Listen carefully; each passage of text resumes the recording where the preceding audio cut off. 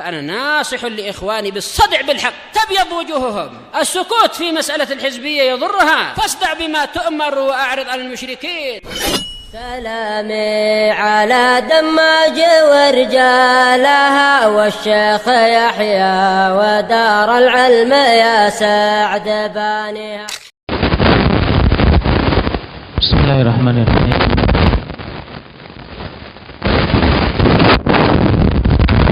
الحمد لله حمدا طيبا مباركا فيه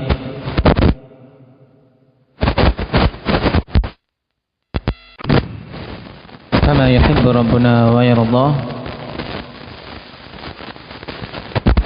أشهد أن لا إله إلا الله وحده لا شريك له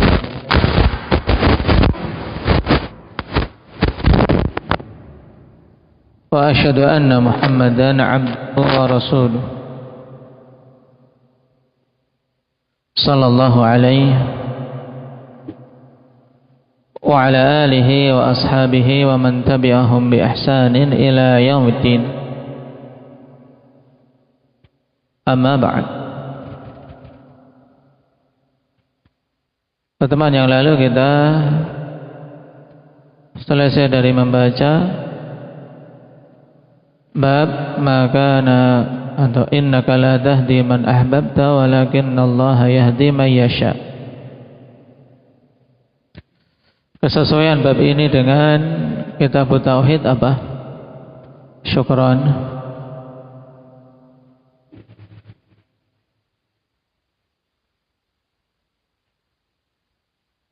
Nah, ketika Nabi SAW yang beliau adalah orang yang paling mulia ternyata tidak mampu memberikan hidayah kepada orang yang beliau cintai untuk bisa mendapatkan hidayah, dan hidayah itu hanya di tangan Allah Subhanahu wa taala semata, menunjukkan bahwasanya hanya Allah lah yang berhak diibadahi. Ini kesesuaiannya dengan kitab tauhid, yaitu untuk menunjukkan bahwasanya selain Allah dari makhluk yang paling utama ternyata tidak mampu memiliki kemampuan memberikan hidayah.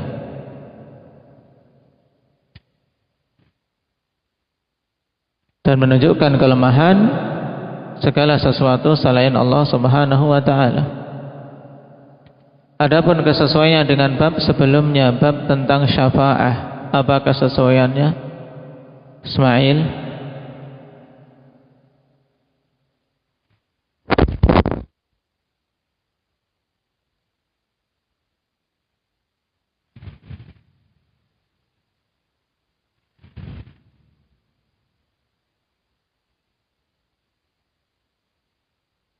Nah, yaitu sebagaimana syafa'ah itu hanya milik Allah Subhanahu wa taala, maka demikian pula hidayah hanya milik Allah Subhanahu wa taala. Nah, bahwasanya Nabi sallallahu alaihi wasallam tidak memiliki kemampuan rububiyah sedikit pun. Tidak memiliki pengaturan, kemampuan mengatur sedikit pun.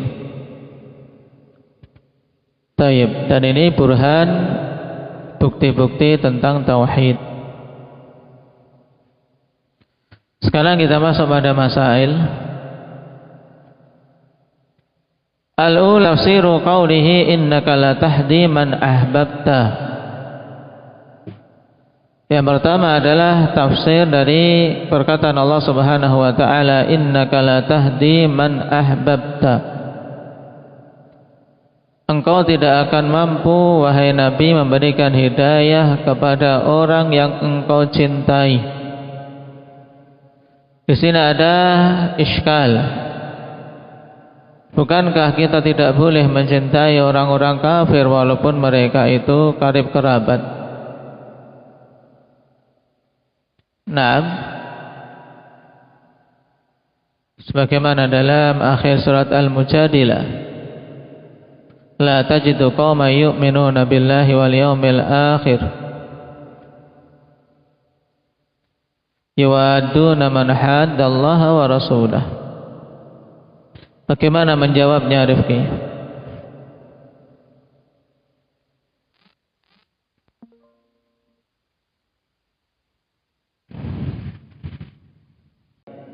Naam, para ulama ikhwan terkait makna ahbabta, innaka la tahdi man ahbabta, ada dua pendapat yang kuat. Yang pertama, naam, man ahbabta hidayatah, man ahbabta hidayatah. Jadi ada maf'ulun bih muqaddar. Engkau tidak akan mampu wahai Nabi memberikan hidayah kepada orang yang engkau cintai untuk engkau bisa memberikan hidayah kepadanya. Berarti kecintaan, maksudnya kecintaan di sini kecintaan untuk bisa memberikan hidayah. Paham? Ahbabta hidayatahu. Dan pendapat ini ikhwan yang dirajihkan oleh Syekh Ibnu Utsaimin rahimahullahu taala. Juga dipilih oleh beberapa ulama dan dikuatkan juga oleh Imam Asy-Syanqiti rahimahullahu taala dalam Adwaul Bayan. Berarti mana pertama apa? Innaka la tahdi man ahbabta hidayatahu, ada maf'ulun bih muqaddar. Kemudian pendapat yang kedua lebih mudah, naam, yaitu innaka la tahdi man ahbabta hidayat nam mahabbatan tabi'iyatan. Innaka la tahdi man ahbabta mahabbatan tabi'iyatan. Sungguhnya engkau wahai Nabi tidak akan mampu memberikan hidayah kepada orang yang engkau cintai dengan kecintaan secara tabiat. Namanya keponakan mencintai pamannya. Namanya seorang yang telah dibela tentunya mencintai orang yang membelanya. Ini kecintaan apa namanya, Hanif? Kecintaan yang tabiat, kecintaan tabi'i, kecintaan yang merupakan tabiat mendasar manusia. Dan ini boleh akhwan, sekedar kecintaan tabi'i yang berupa tabiat, boleh seorang muslim mencintai kerabatnya yang kafir, tapi sekedar kecintaan tabi'i. Harus juga disertai dengan kebencian atas kekufurannya. Nah, untuk pendapat kedua ini yang dipilih oleh pengarang Taisir Al-Azizil Hamid.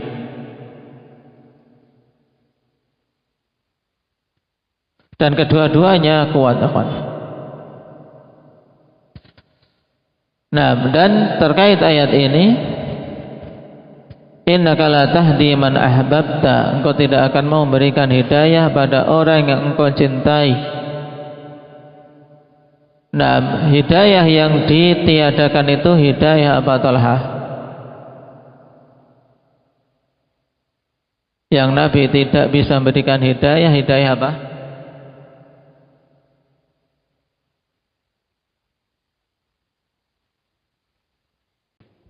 Nah, yang ditiadakan adalah hidayatut taufik.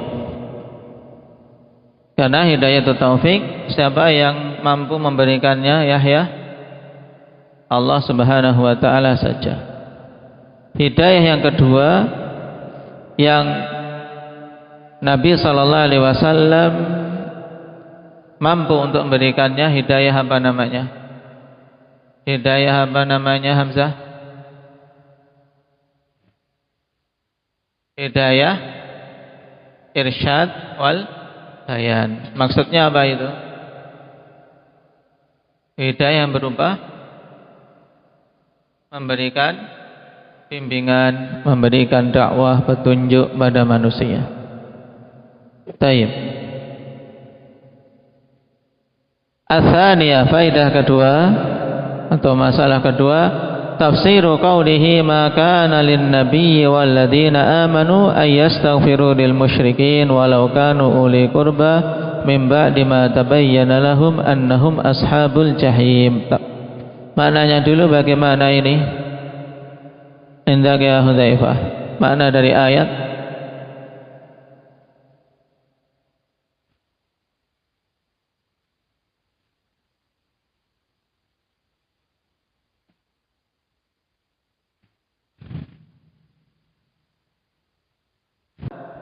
Taib, maka nalin nabi walladzina amanu, tidak sepantasnya bagi nabi dan orang-orang yang beriman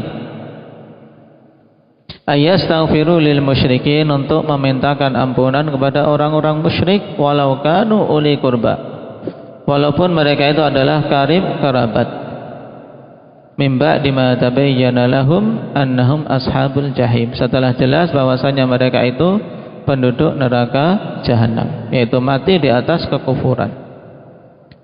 Ada faedah bagus dari Syekh Ibnu Utsaimin bahwasanya ungkapan makana atau ma yambaghi atau la yambaghi apabila datang dalam Al-Qur'an maupun dalam Al-Hadis, maka ini maksudnya adalah apa? Anna dzalika mumtani'un ghayatal imtina'. Ini maksudnya. Jadi bukan hanya sekedar tidak boleh, tapi betul-betul apa? Tidak pantas. Nah, tidak pantas itu kan lebih dari sekedar tidak boleh. Ini harusnya kalau kita bisa merasakan larangan yang Allah Subhanahu wa taala tegaskan dalam ayat ini. Nah, kalau dia itu nabi, kalau dia itu mukmin, itu sama sekali tidak pantas untuk memberikan doa atau memintakan ampunan bagi orang-orang musyrik. Paham? Baik. Kenapa? Karena menunjukkan ketidakbolehan dan lebih dari sekedar tidak boleh. Maksudnya itu betul-betul apa? Terlarang dengan sangat. Seperti misalnya dalam ayat, maka nalillahi ayyattakhidha min walad, maka nalillahi ayyattakhidha min waladin subhanah. Maksudnya apa? Ya tidak pantas sama sekali. Maksudnya apa? Tidak mungkin Allah Subhanahu wa taala mengambil anak. Ayat yang lain, wa ma yanbaghi lirrahmani ayyattakhidha walada. Nah, tidak sepantasnya bagi Ar-Rahman untuk mengambil anak. Maksudnya tidak mungkin. Tidak mungkin. Taib. Maka ini diperhatikan. Jadi pada lafaz maka nalin nabi walladzina amanu, di sini apa? Pelarangan yang kuat. Nah, bagi kaum mukminin untuk memintakan ampunan orang-orang musyrik. Setelah jelas mereka apa? Mereka mati di atas kesyirikan. Sekarang permasalahannya, kalau mendoakan musyrik yang masih hidup, boleh tidak, Muhammad Sido? Mendoakan apa? Mendoakan ampunan? Mendoakan untuk mendapatkan hidayah. Nah, maka bagi siapa saja yang ada dari anggota keluarganya atau karib kerabatnya yang dalam keadaan kafir, wal'iyadzubillah, ketika mereka masih hidup, maka sepantasnya untuk memperkuat doa agar diberi hidayah, apalagi mereka orang-orang dekat misalnya. Doakan terus untuk mendapatkan hidayah, dengan juga didakwai dengan cara hikmah. Tapi ketika telah mati kok tetap di atas kekufuran, maka tidak ada peluang lagi. Tidak ada peluang untuk mendoakan, karena tidak boleh mendoakan kebaikan bagi mereka-mereka yang mati di atas kekufuran. Tidak boleh mendoakan untuk diberi ampunan. Baik, makanya permasalahan kedua di antara hal yang menunjukkan kejahilan yang sangat, ungkapan kepada orang kafir almarhum. Kalau kita perhatikan, terkadang orang-orang yang penting orang mati almarhum, yang dirahmati, padahal yang mati ini orang kafir, yang mati ini orang musyrik, yang mati ini orang Kristen. Tulis almarhum. Almarhum maknanya yang dirahmati, ini tidak boleh. Dan tidak boleh pula merasa bersedih dengan kematian orang-orang kafir.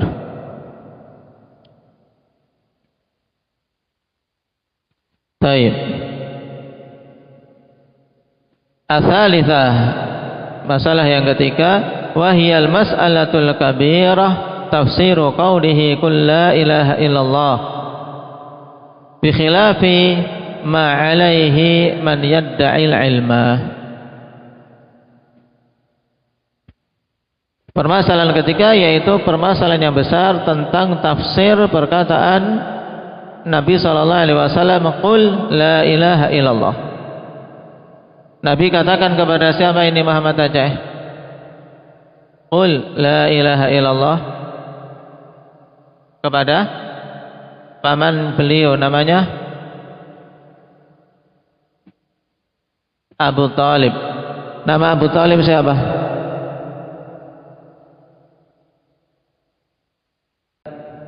Nah, dulu telah kita lewati dalam pembahasan sirah. Nama Abu Talib siapa? PR. Taib. Nah, berkata Nabi kepada Abu Talib, qul la ilaha illallah. Katakanlah wahai paman, la ilaha illallah.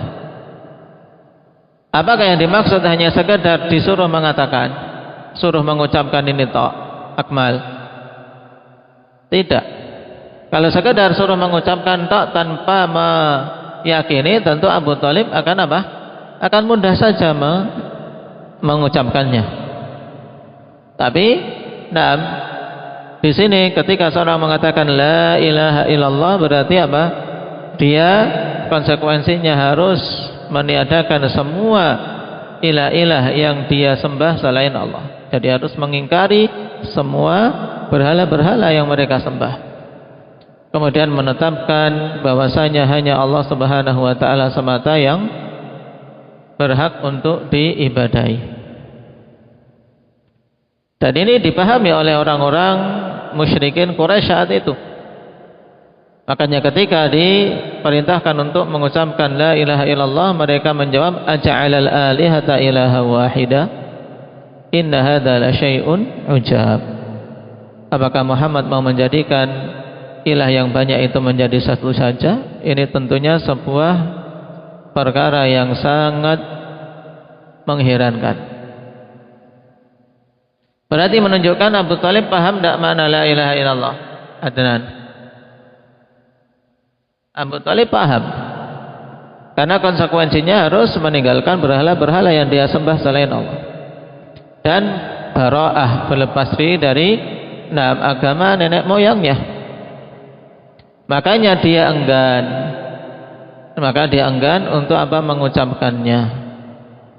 Bi khilafi ma 'alaihi man yadda'il ilma, berbeda dengan apa yang berada di atasnya orang yang mengaku berilmu dari orang-orang sufi, dari habib-habib atau syekh-syekh yang tidak memahami makna la ilaha illallah. Dikiranya la ilaha illallah yang penting cuma mengucapkannya saja tanpa mengetahui maknanya.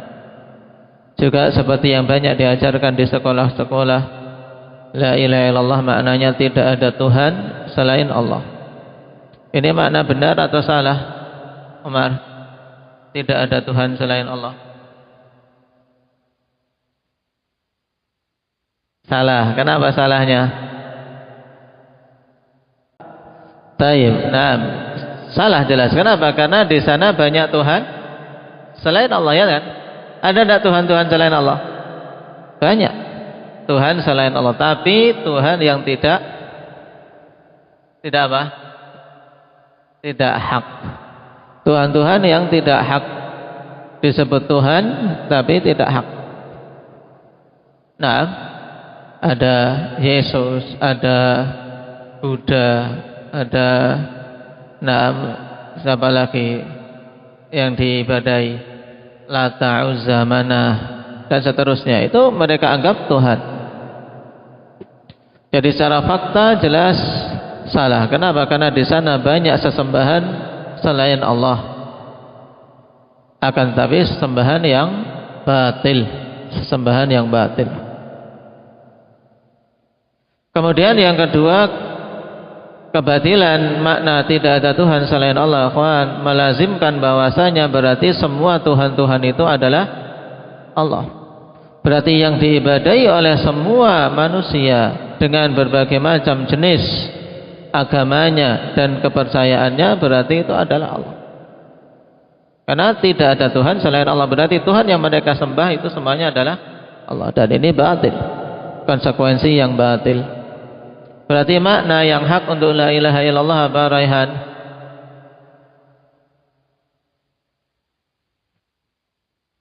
Tidak ada ilah yang hak untuk diibadahi kecuali Allah.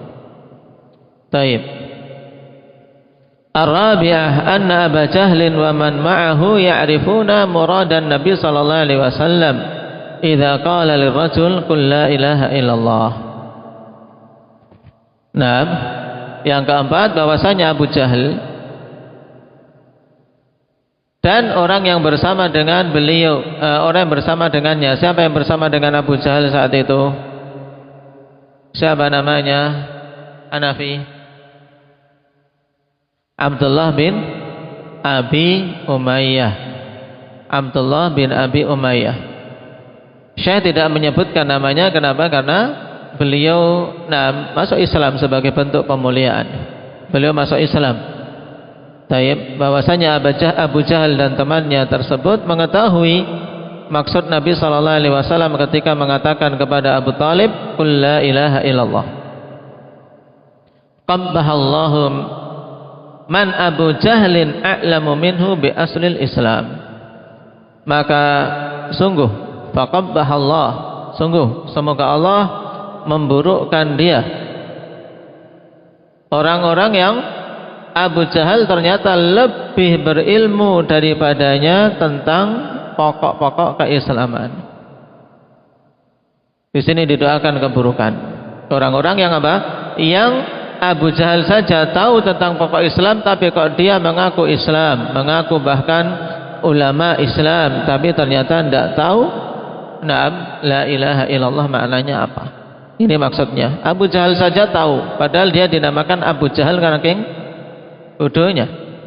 Taib, Abu Jahal saking bodohnya, tapi dia tahu makna la ilaha illallah. Kok ini ada orang muslim, bahkan habib atau bahkan kiai atau yang lainnya ternyata tidak paham makna la ilaha illallah. Taib. Al-khamisah jadduhu sallallahu alaihi wasallam wa mubalaghatuhu fi islami ammih, atau jidduhu afan. Jidduhu sallallahu alaihi wasallam wa mubalaghatuhu fi islami ammih. Masalah yang kelima adalah semangat Nabi sallallahu alaihi wasallam dan upaya yang sangat tinggi dalam mengusahakan keislaman pamannya, yaitu Abu Talib. Nah, karena apa? Karena dua sebab utama, ya kawan. Yang pertama, karena Abu Talib adalah kerabat. Yang namanya kerabat, kita mengupayakan agar kerabat kita bisa selamat, bisa masuk Islam. Yang sudah di atas Islam bisa berada di atas sunnah. Kemudian sebab yang kedua, dikarenakan bantuan yang diberikan oleh Abu Talib kepada Nabi sallallahu alaihi wasallam mulai semenjak kecil sampai beliau diangkat menjadi Rasul. Abu Talib membela,